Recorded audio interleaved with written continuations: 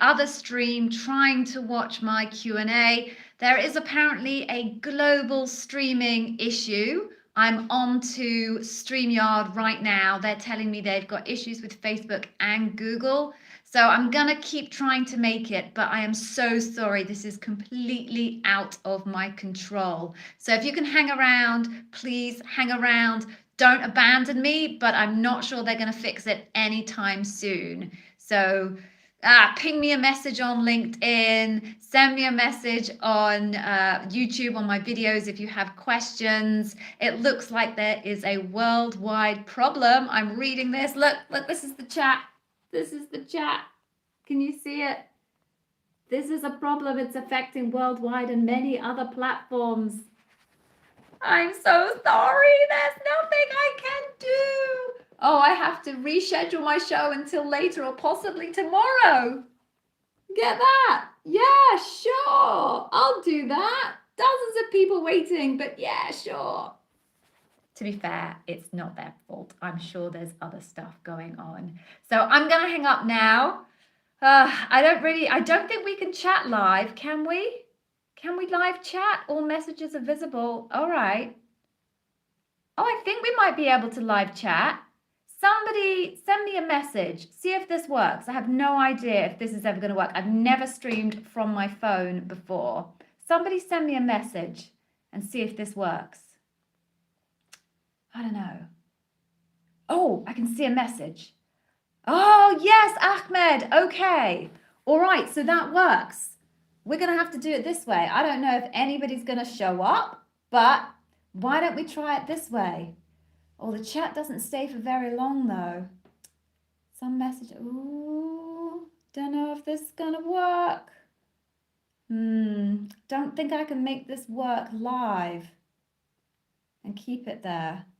Ugh, I am not. Go away, you silly thing. All right, I want to get rid of that. All right, Ahmed, you're there. Testing chat. Let's see if we can stream this way. I'm on my mobile phone. Ugh, don't know if you can hear me though. There's 3 of you there at the moment. Not sure this is going to work and that I'm going to be able to take questions this way. Ahmed just tested chat. Does somebody else want to test chat and see if we can find a way to make the chat actually stay on the screen? I'm pressing buttons. Okay. Oh, yes, that works. All right. Let's give it a go. I don't know if I can scroll on the chat or not. Doesn't look like it. All right, look, let's hang around. Let's see if we can make it work. Okay, I'm just going to get rid of this woman from StreamYard.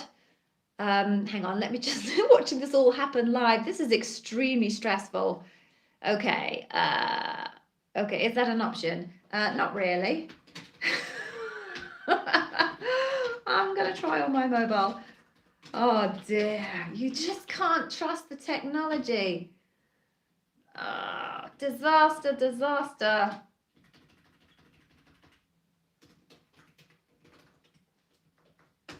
All right. This is crazy. I have no idea. Let me just get rid of this woman from StreamYard because there's no point in me talking to her because it's not going to get me any closer to resolving my problem. I definitely can't do anything on YouTube, so I'm going to hang up on YouTube on my computer. I'm going to keep trying on StreamYard, but all right. So there's 3 of you here. Who knows if anyone else is going to find me, and I have no idea if I can make the whole chat thing work. But do you know what? Let's just be owners as we would if we were in Amazon. Let's just invent and simplify.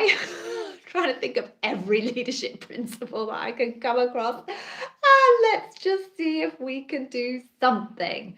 So, do you know what? Let's just get going. I'm sure it's such a mess. No one else is going to show up. We've got a few, but try asking questions. So let me give you my intro. I can't see you. I have no idea who's there, what in God's name is going on. we'll give it a go. It may not work. If it doesn't work, I'll have to just abandon today. Pray to the Lord that you will not think it's my fault, because it is not my fault, and hope that you come back on Monday or Wednesday next week. So, oh, yes. Oh, Ramiz, you are so right. Tell me about a time where something went wrong. Well, it's not really my failure, is it? It's StreamYard's failure, and they can come up with a great story for it when they get interviewed by Amazon. If I ever interview them, that would be interesting. But tell me about a time where you were trying to achieve a goal and there was some major and drastic barriers in your way. How did you go about solving it? Right, go. So, hey, look, ask your questions. I'm not going to do the intro. There's only a few of you here. I've no idea if this is going to work, but I'm going to at least give it a go. The messages don't stay up for very long on my phone, so we will see what happens. So, do you know what? Just fire away, ask me some questions. I was going to shout at my husband to ask him to give me his iPad and see if I can make that work a bit better, but I can't even see how I mute this so that you don't all hear me screaming my husband's name out. Oh, I can mute the microphone. Right, stay there. I'm going to mute the microphone. I'm going to scream at my husband very politely and ask him if he can log in on his iPad, and we'll see if we will be able to make this work there. Don't go. I can see how many of you, there's 6 of you there. Do not move, okay? Stay.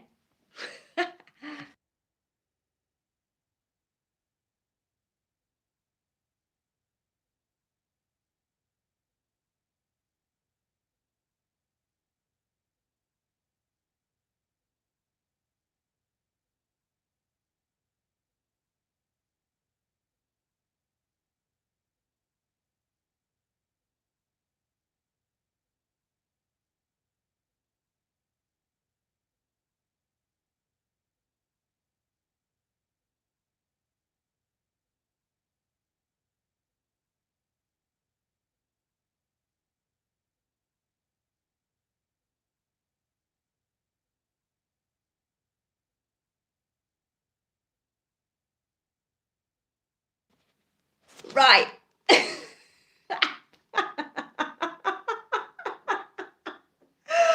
is hilarious. Okay, who said my job wasn't fun? Actually, this is not fun. This is incredibly stressful. So I'm back. My husband's going to go and get the iPad. We're going to see if the CX is better on the iPad. But for now, whilst you're here, you've shown up, I've shown up, just ask me your questions and we will try and make the best of a very bad situation. So for those of you who don't know, there's some global streaming problems across multiple different platforms. So I'm told by the people at StreamYard. They're onto Facebook, they're onto Google, they're trying to fix it apparently. And we're just going to try and do our best and do it via mobile. Hang on a second.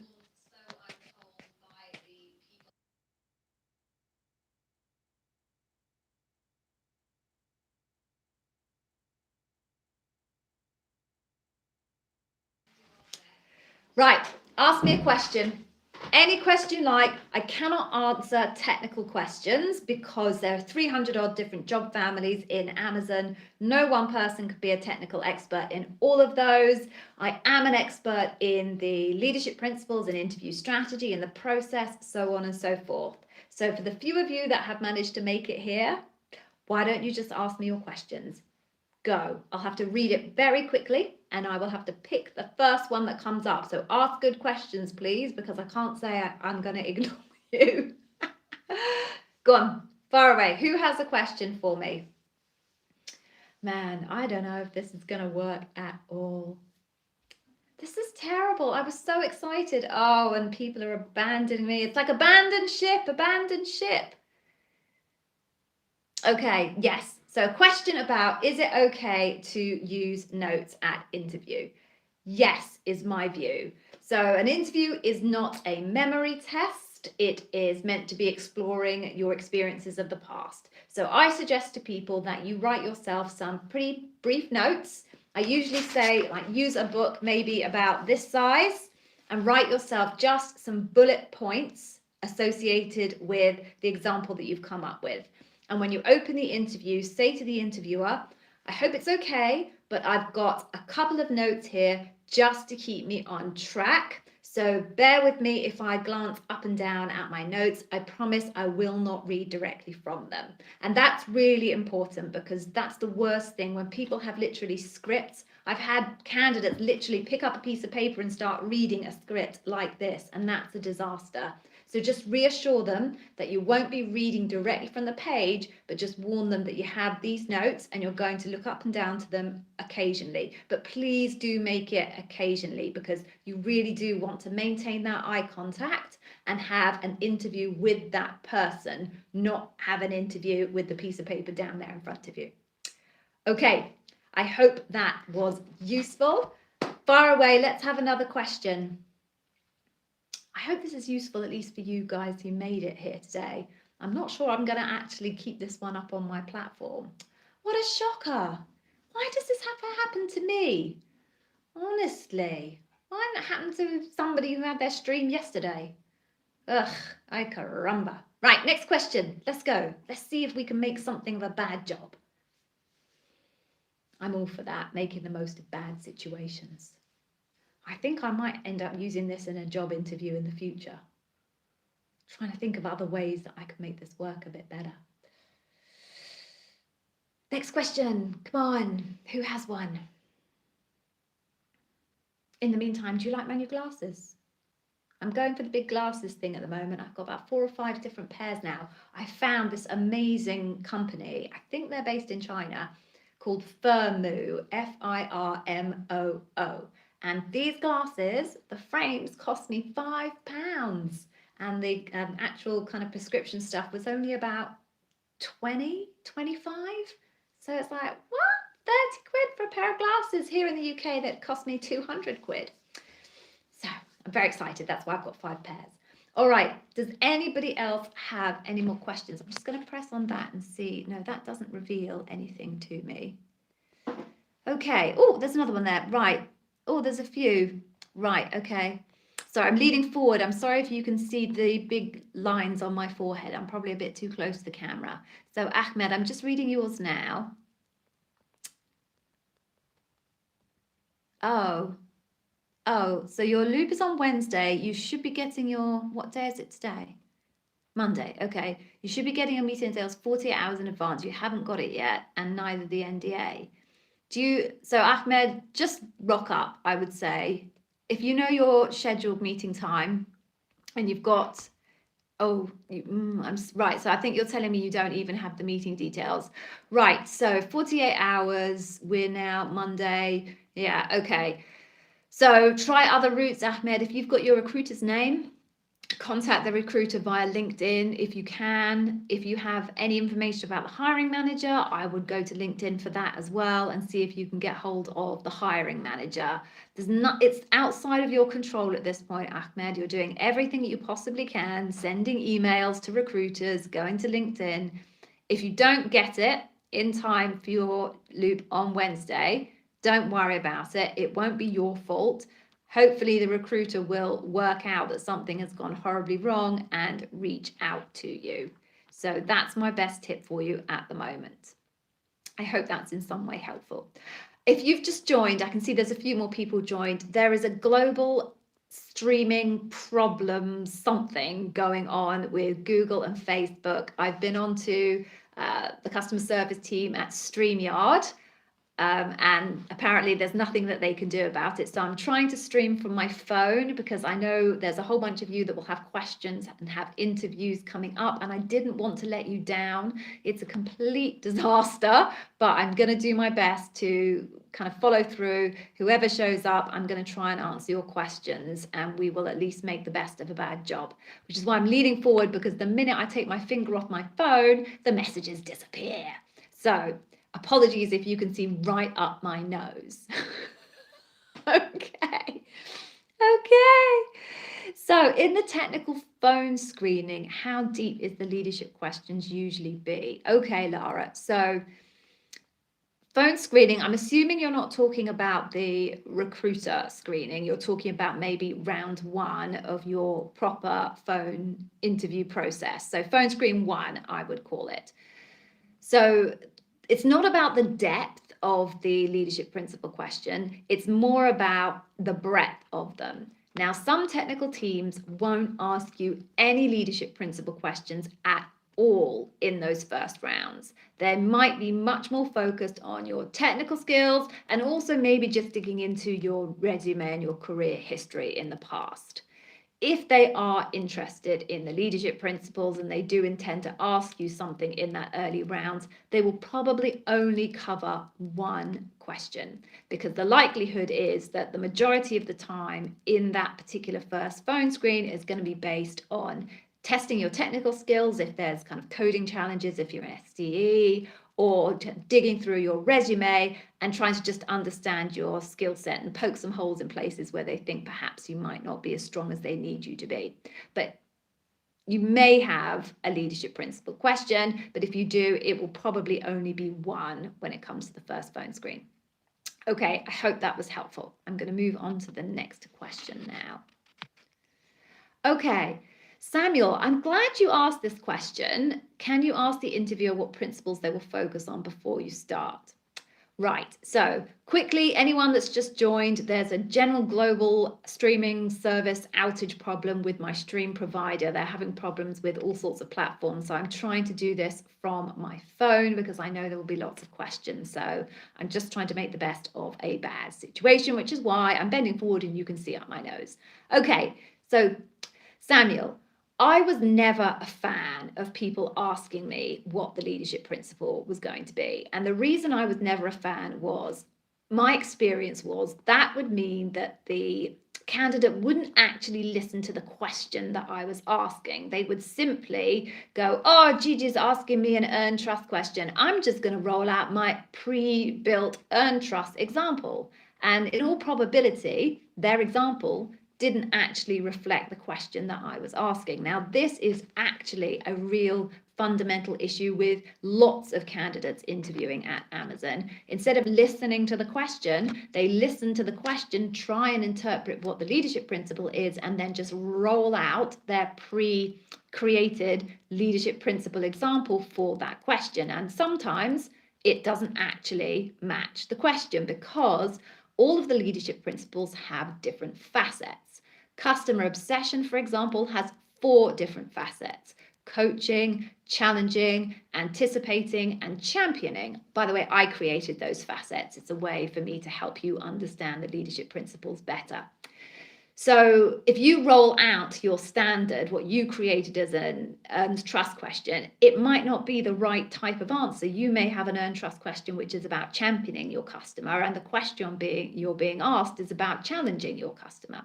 So I don't like it when candidates do that. I would prefer candidates listen to the question that I'm asking and then answer the question. Now, there are some interviewers that will just tell you at the beginning, I'm going to be asking you a question on X leadership principle. It does happen. It definitely happened to one of my candidates recently.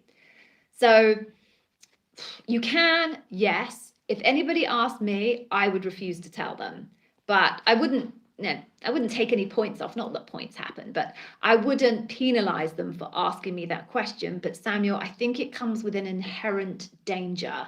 If you do ask what the leadership principle is, the risk is that you're not going to listen properly to the question. If you can be confident that if you ask what the leadership principle is, and the interviewer tells you what the leadership principle is, you will still keep your ears open and answer the question rather than just rolling out your predetermined customer obsession example. Then go ahead and do it.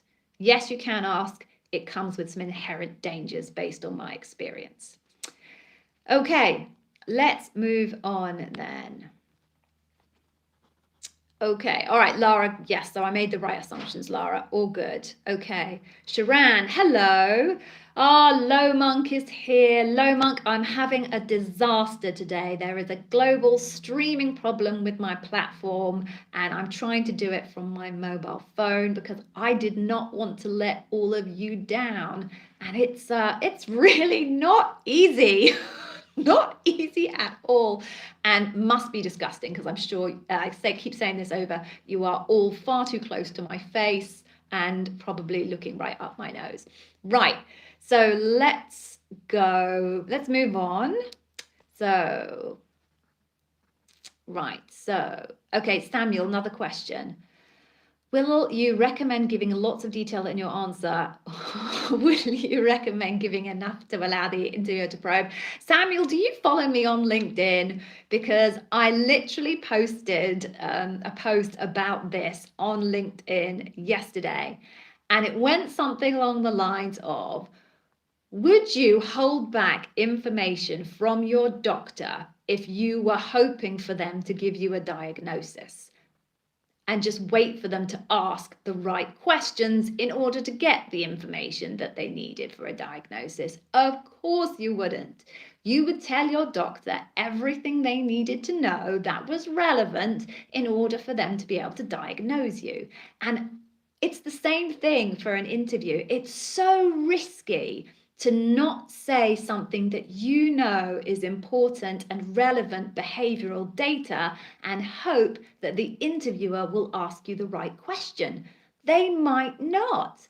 And then if they don't ask you the right question, this incredibly important and very relevant behavioral information will never get on the table. So you really need to own the situation, put all of the relevant behavioral data on the table. And if that means your example has to run to 8, 9, 10 minutes, then so be it. As long as the information that you're giving is relevant behavioral data, then the interviewer will want to hear it. They will be interested. So please don't cut your example short because you want to give the interviewer a chance to ask you questions. That's their problem to sort out, not yours. You don't have to create work for them. Get your behavioral data on the table because that's how you'll be judged, and it's very risky to not put it out there and hope that the interviewer will come up with the question. They might not.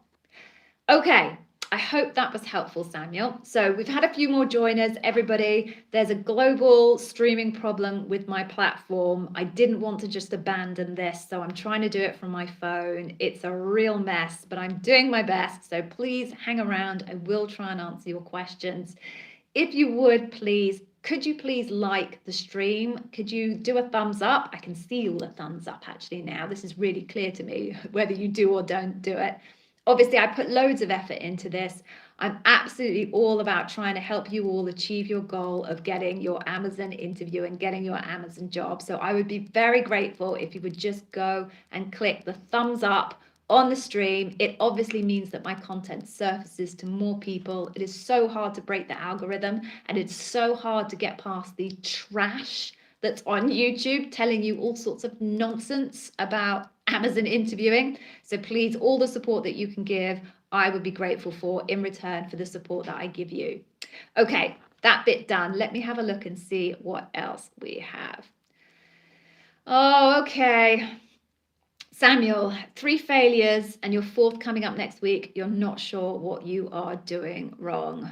Okay, so if you can make it through to loop 3 times, Samuel, you've got something. I'm going to suggest, without knowing anything else about you, that scope and complexity might not be your friend. Oh, sorry, I got something in my eye. So one of the big things, the biggest reasons for failure at Amazon interview is that examples don't have the scope and complexity relating to the same level that the job that you're interviewing for. And that's actually all about detail. So I wonder whether that's related to the question that you asked me a minute ago. You need to really explain all of the working parts, all of the people, all of the systems, all of the barriers, all of the processes, all the mechanisms that you had to interface with or use to achieve your outcome. So do try and think about, are you really giving them the level of detail that you need to in terms of the scope and the complexity of the role?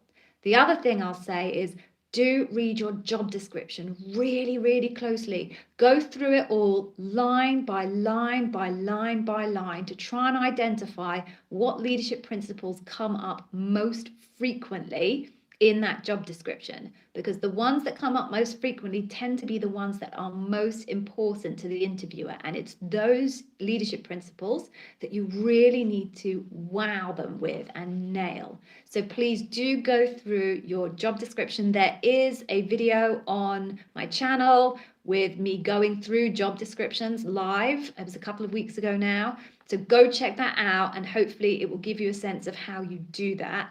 I do offer a service to do that for you, but go check out the video first, and hopefully that will give you some guidance as to how you can do it for yourself. If you decide you want my help, there's a link in the description on that video.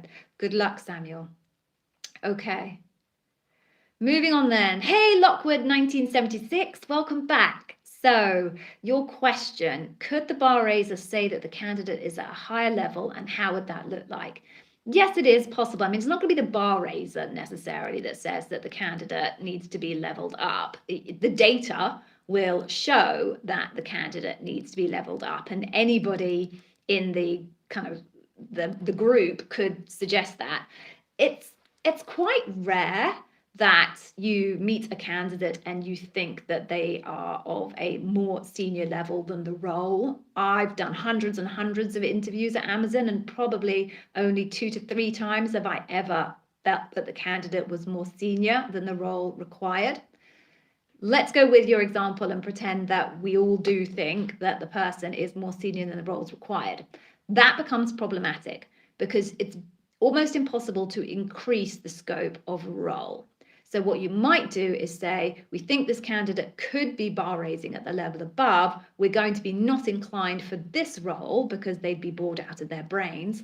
And let's task the recruiter with seeing if they can find them a more senior role in an equivalent space.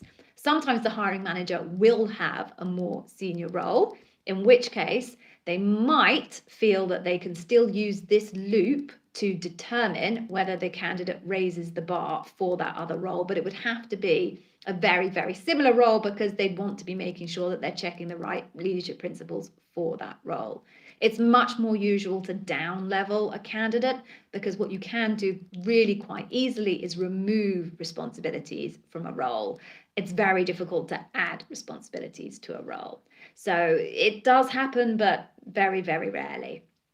Okay, so moving on then. So for those, I'm rapidly gaining and losing people because people must think this looks crazy weird. Okay, if you're new, there are streaming problems going on with my platform for every single other platform. And what I decided to do is try and stream from my phone so that if any of you have questions that were really important and needed answering, I could do that for you. So I'm sorry it looks strange. I'm leaning over you. You're looking up my nose. I'm holding my phone with my finger, trying not to lose the questions. But I wanted to make sure I didn't let you down. So that's why it's looking a bit weird today. But let's just try and make the best of a bad lot. Okay. Okay, so Sharan, you haven't heard back after your interview 10 days ago. Right, if you haven't already, Sharan, just send emails to your recruiter and try and get a response. If you don't get a response within the next 2-3 days, contact the hiring manager through LinkedIn. I know they're really, really busy at the moment, but it's no excuse. They should be contacting candidates back. Okay, so next question then. Oh, this is very stressful. Okay, if someone is interviewing for AWS, will the question of why Amazon still be there, or they are totally 2 different business units? Shall I come up with the reasons regarding AWS? Okay, so I have a video about this, Lara, on my YouTube channel. And the point I make in the video is when someone's asking you that question, they don't really mean why Amazon, because Amazon is this enormous behemoth that covers video, digital video, books, music, AWS, healthcare, billions of other things. So they didn't really mean that. They mean why this role. So prepare an answer, Lara, for why you want to apply for the role that it is you're applying for. And obviously, if the role is part of AWS, part of your answer is going to be relative to AWS. But they're not asking you why you want to join the massive global behemoth that is Amazon. They're asking you, why do you want the job that you're here talking to me about today? Okay, let's see. Okay. Oh, Seo. Hey, Seo. I hope my day has been great. I've been painting, I've been gardening, and now this is just not fun. So no, it's been rubbish. But never mind. C'est la vie. Tomorrow is another day, as Scarlett O'Hara would say. Oh, you're all probably too young for that reference. Okay. What other questions do we have here? So please do keep sending your questions. I will not give up. Okay. Okay. Lara's got loads of questions. So unless anybody else has got more questions, I'm going to keep answering Lara's questions. So, Lara. Oh, Donato, you retracted your question. Okay. All right. Don't worry about it. I'm sure it wasn't anything you needed to retract, but okay. So, Lara, those who are getting offers from Amazon, how long do they have to accept or decline an offer? Look, as far as I know, Lara, there's no policy that says a candidate has to get back to you in X period of time. Part of it will be negotiation strategy with your recruiter. Some recruiters will try and put the thumb screws on you and tell you, I have to have an answer back by X period. Maybe it's genuine. Maybe they have another candidate that's in the loop right behind you and they need to understand whether you're going to take the role or not, so they can decide whether to interview that candidate or not. It could also be, so I'm just trying to get my computer back live to see if I can get the stream working. It may also be just be genuine that they really do need to know the answer, or it may be a cheeky tactic to put the thumb screws on you. So it's variable. You know, some recruiters will say, just take your time, come back to me in a few days, in a week, whatever it is. So it will really depend on your recruiter.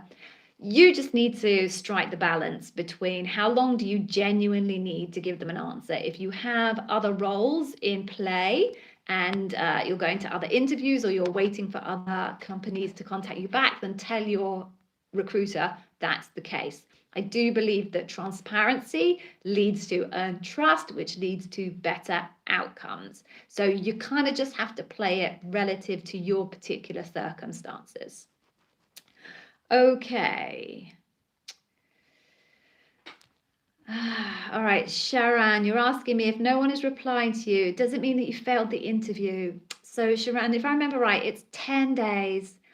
I wouldn't necessarily jump to that conclusion at this point. If it was a month, I would say most likely you didn't make it through. But honestly, it's from what I can tell, they're so busy and so under pressure inside Amazon at the moment that I can see easily why they might not have got back to you within 10 days, even if it was a positive outcome. Now, much beyond, once you get to 2 weeks, 2.5 weeks, then I'd be saying, maybe not. That said, I had a candidate who didn't hear anything for 2 months and then got a call from the recruiter to say they wanted to offer them a job, which was bananas. I've never heard that happen before, but anything is possible. But I always say to candidates, until you kind of have to assume for your own mental well-being that you don't have the role until someone calls you to say you have got the role. Now, that doesn't mean to say you haven't got the role, but obviously being on tenterhooks for days and days or weeks on end is not healthy for you. So at this point, Sharon, I wouldn't say assume the worst, but you do at this point need to do everything you can to get the answer that you need. Okay, so right, so my numbers are going up and down. Obviously, some people don't like looking up my nose. Why would you not like looking up my nose? So if you've just joined, there are streaming problems with my streaming platform. So I couldn't go ahead with my normal scheduled stream. So I just started something live in the hope that a few people would find me who needed me, because if you need answers, I'm going to do my best to be here. Please do like the stream. I very much appreciate it. It helps my content surface. And hey, I'm doing this for you. If you could please do that for me, I would be very grateful. All right, keep the questions coming. I have no idea what the time is. Okay, wow. Okay, so we've only got 15 minutes left anyway. But keep the questions coming. Let me just see if I can refresh my streaming thing and see if that works. Well, it's a bit late now, really, isn't it? All right, what else do we have? So Zahab, I hope I haven't mispronounced that. I do apologize if I have. So last week you had your second phone screen, which you failed again. Okay. Per the hiring manager, she liked the examples I gave, but you were still rejected. Any guidance on how to pursue next roles at Amazon? Zahab, I'm sorry, it's just not enough information for me to be able to give you any specific guidance. I said it a little bit earlier on in the stream. One of the main reasons that people fail their interviews, particularly at the early rounds, there are two reasons really in the early rounds. Either the examples that you give aren't demonstrating that you have the technical skills and background to do the role, because that's definitely what hiring managers and kind of peer colleagues are looking for in the early rounds. Do you have the technical skills to do the job? So that's one reason. The other main reason, which I did mention earlier on in the stream, is scope and complexity. Scope and complexity is possibly the biggest reason why candidates don't pass the Amazon interview, which is coming up with examples from your career history that are big enough and match the scope and complexity of the current role. Now, that's really, really tricky to try and understand. So what I tend to do when I'm interviewing to try and understand the scope and complexity of the role is think about things that make my job, the challenges associated with my job. So I'm a marketer, I'm a career marketer, and I'm a senior marketer. So things that make my job complicated are things like how much budget I have, how many channels I have to market in, how many countries I'm marketing in, whether I'm doing subscription products or single sale products, how many languages I'm marketing my stuff in. So those are the types of questions that help me gauge the scope and complexity of a marketing role. How big are my team? How are decisions made when it comes to budget? Those types of things. Those are the things that help me define the scope and complexity of my role. So when I'm interviewing, I ask those questions of the recruiter. Sometimes they can tell me, sometimes they can't. But when they can, it helps me gauge the scope and complexity of the role that I'm applying for. And then I can try and match the examples from my career history to that scope and complexity. So without knowing the details as to why you haven't passed in your previous two phone screens, that would be my best suggestion for you is, you've only applied twice.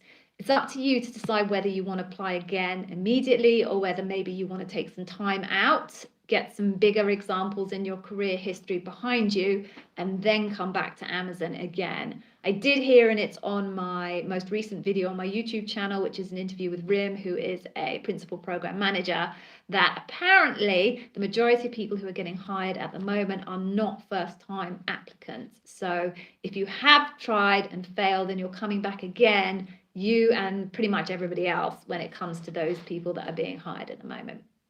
Okay, I hope that helped a little bit. Samesh, hey Samesh. Sorry, it took, probably you had to find this through a roundabout way. There's some streaming problems going on with my supplier at the moment, so I just decided to try and go live from my mobile. This is a very weird experience for me, but thank you for joining. Oh, you like my hoodie? You like this?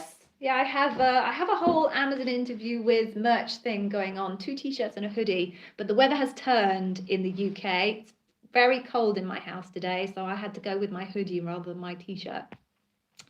Okay, what other questions? Renato, hello. Renato, interesting question. So is it unusual for the hiring manager not to be in an interview loop? Yes, it is unusual. So there are some roles where they're high volume roles. So roles like brand managers, well, they're pretty junior, entry level roles, and the roles themselves tend to be very, very similar from team to team to team. In those instances, sometimes the actual hiring manager doesn't join the loop and they are quite happy to defer to another peer who's at the same level as them to act on their behalf as the hiring manager and make the decision for them. And that's because the roles are so generic in the nicest possible way. It's very easy for one hiring manager to make good decisions for another hiring manager because essentially they're looking for exactly the same things in those roles on their teams. Now, there are other roles, the majority of roles, where they're not scale roles, they're much more custom, they're much more unique to that particular and individual role. That's the majority of roles. And in those instances, it's very rare for a hiring manager not to show up to Loop because they're going to have to live with that person. They're going to have to work with that person. It's probably the most kind of one of the most intimate relationships they'll have for that period of time. So not showing up to the Loop means you're relying on other people to make the decision for you. That's pretty high risk as a hiring manager. So in the main, most of the time, a hiring manager will be at the Loop, and the bar raiser will usually insist that the hiring manager is at the Loop unless they have a very good reason not to be. Okay, excuse me. I hope that answered that question. I'm going to move on to the next question.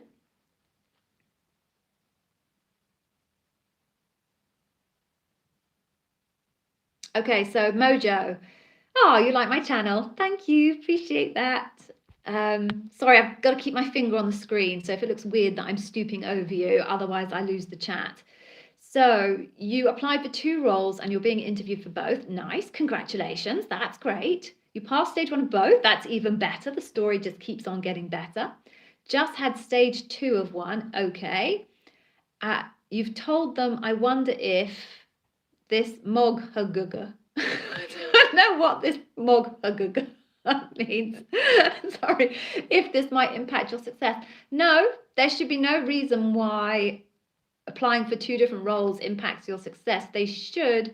If they're very, very similar roles, what they might decide to do if you make it through to Loop on both of them is have a split loop. So a split loop is effectively you only go through one loop, but representatives from the 2 different teams join. Oops, sorry, I just pushed my phone over. Join the panel of that loop. They then decide, are you bar raising from a leadership principles point of view? And if you are, then they'll go on to discuss which of the 2 roles is the more appropriate role to give you. If they're not very similar roles, they will probably keep you on 2 parallel tracks and treat the interview processes as if they were completely independent interview processes. Okay, I hope that was helpful. Right, if anyone's just joined, I'm really sorry, this is a weird format. There are streaming issues going on with my streaming service, and I decided that I would just try and create something on the spot live so that if anybody needed me, they could find me and I would be able to answer your questions. So I'm really sorry if this is a very strange format. It's so super weird for me, but I am doing my best. Please don't abandon me. And for those of you who keep hearing that, sorry, I keep repeating it. All right, moving on. Okay. Yeah, Low Monk. So higher candidate panel outcome expires at 6 months. It does. If you haven't been offered a role or have been rejected, your panel expires. Is this rule strictly complied with recruiters? Yes, it generally is. If you don't get a role within 6 months, generally you have to reloop. You might be able to get away with a mini loop. But there's no hard and fast rule about that, but a higher decision once it's expired after 6 months has expired. Okay. Oh, Mojo, so you're telling me one is more senior, same roles. Interesting. So I'm not changing my view yet in terms of what I just said to you, Mojo. If they're not inclined for the more senior one, then I see no reason why they wouldn't continue along on the same, continue along with the more junior one, because that makes sense. If they're not inclined on the junior one, it doesn't de facto mean that the other people should be not inclined for you for the more senior one, but it might be that they spot that that's happened and make a decision not to move you forward. But the decision should be made based on your actual interview on that particular requisition. They shouldn't be looking at your interview on another requisition and then making a decision to move you on or not, depending on that one. It just shouldn't work that way. Okay.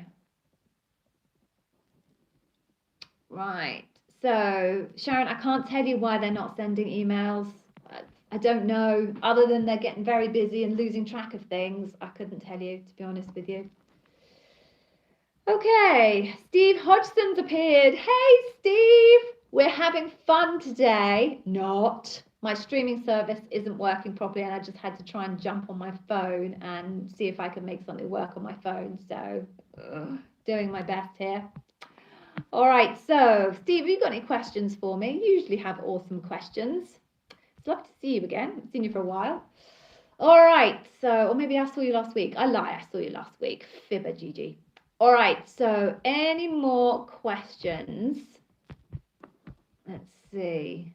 I am so sorry this has been a bit of a car crash, but hopefully some people have got something out of it. Don't expect to see this going live on my channel, because I'm not putting this live on my channel. But don't abandon me. I was so looking forward to today, and I thought I'd get loads of people, and oh, it'll be great.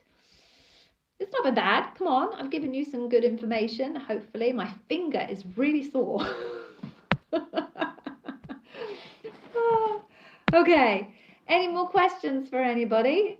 Can I help anybody? If not, I'm gonna go and get some tea.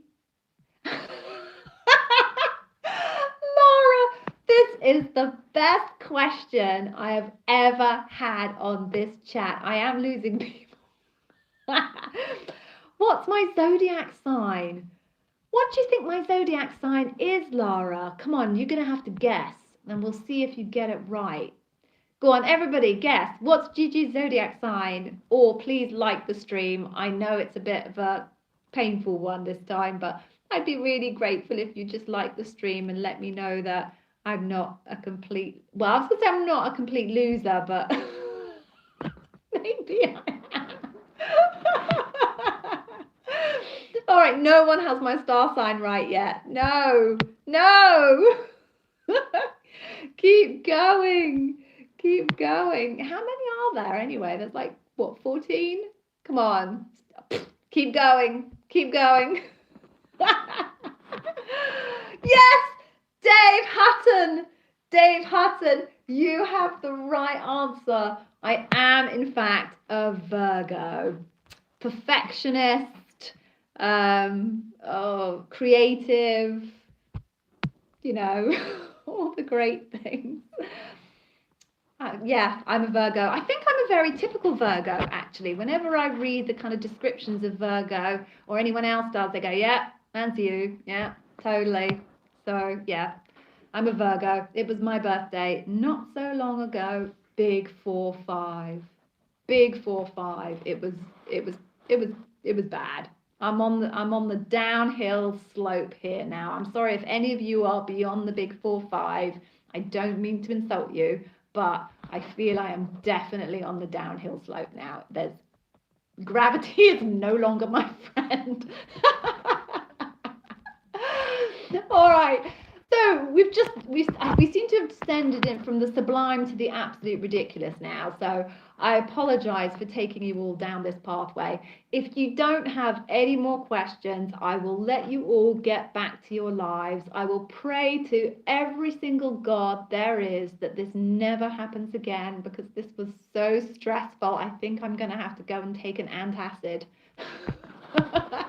So thank you. Oh, Sharon, you worked at Amazon for 6 months. Will it count for you? No, not really, Sharon. It's all about your examples. You know, it has to be in the data. Now, if you have, if you can bring examples from your Amazon past, and use all the leadership principles, then that's going to be great, because that's going to make a lot of sense to your interviewers. But it's not really going to count towards you in terms of making you a more viable candidate. At the end of the day, the thing I love about the Amazon interview process is that it's data. It's based on data. So all of the nonsense about bias and people liking you because you've got high energy, or not liking you because you're a quiet introvert, or having a bad day, whatever it is, Amazon is the most data-driven recruitment process I've ever come across. And I think that's great, because there's far too much bias in the world as it is. And they have worked very hard to reduce as much of that bias as possible. So I don't think it will help you, Sharon, that you worked for Amazon for 6 months in the past. But if you can bring those Amazon examples, they will make a lot of sense to the interviewers. Okay. Oh, Steve, you came late to a fun one. Well, do you know what? I'm not sure I've had fun. I think I'm hysterical, actually. I think I might have to go and have a lie down after this.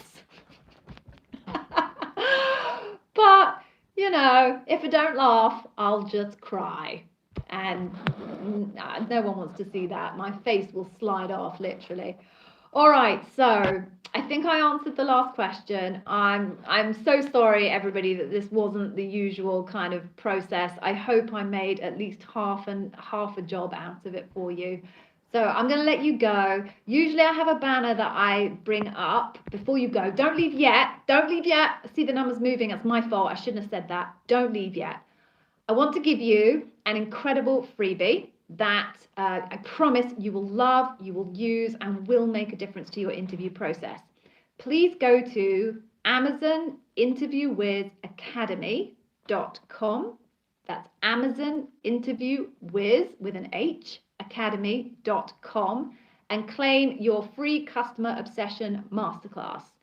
It's a paid for course usually, but I make it free because I want you to love my content and buy more, obviously. But I give the Customer Obsession one away for free because I was going to give one away for free anyway. And I know that my children's lives on it. I say this every single week. In fact, twice a week I say this, that if you make it through to the end of the Amazon interview process, you will definitely at some point be asked the Customer Obsession question. So take the masterclass. It teaches you all about my 4 facets for customer obsession. I created that as a structure to help you understand the nuances of the leadership principle. It will tell you exactly what the interviewer is looking for in your answer. And it will show you a mock interview of me interviewing me. Note the different hairstyles, the different makeup, the different clothes. I went all out to make it try and seem realistic, so that you can see how you can go about landing your examples for customer obsession in an interview. Okay. Oh, Lara, you're a Academy member and you've got my Ultimate Collection. Awesome. 16 leadership principle masterclasses and an interview preparation masterclass. Lara, you are all set. And you get to see at least 16 different hairstyles and makeup and clothes for me. So that'll be fun. Right. So everyone, thank you so much for being here. I'm so pleased that you rocked up. I'm so sorry that it wasn't quite what it usually is, but I will be back, I hope, all being well, on Wednesday, lost track of the day now, at 5:30 British summer time. So please come along and ask your questions. If you have an interview before then, I wish you the very, very best of luck. Thank you for bearing with me. I'm sorry you had to stare up my nose for so long. Be safe, everybody. Bye-bye.